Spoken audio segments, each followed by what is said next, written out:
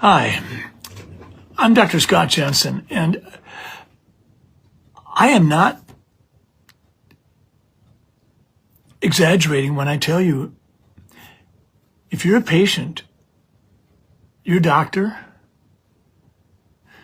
your insurance company, your clinic, your hospital,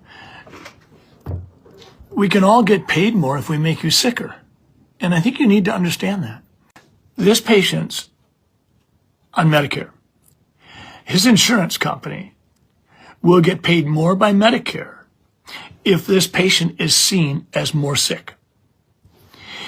There's all kinds of incentive plans being doled out by insurance companies and government programs to clinics and providers and healthcare systems.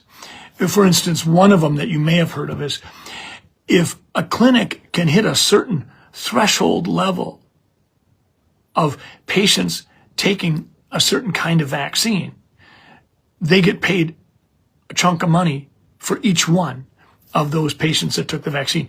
So it's not uncommon to have like an influenza vaccine incentive program. And say you have 1,000 patients that could potentially qualify.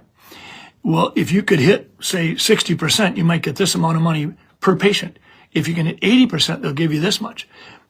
Literally, doctors can get tens and tens of thousands of dollars on an annual basis for an incentive program as simple as that. Here's another one.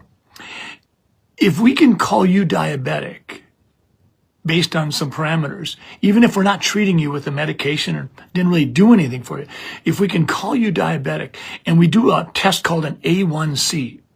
Now, if we do an A1C and we get a 6.8 reading, that allows us to call you diabetic, even if we don't do anything for you. And when a person has diabetes, generally a doctor or a clinic will get a good mark if they can keep that person's A1C less than 7.5, sometimes less than 8, sometimes less than 7. But if you can call someone a diabetic with an A1C of 6.8, you don't have to do anything. You just get to put them down as a diabetic, and they'll count as a good patient for you because you've gotten their A1C to less than 7 or 7.5. So all of a sudden, you've got this bizarre incentive to call as many of your patients as possible as diabetics.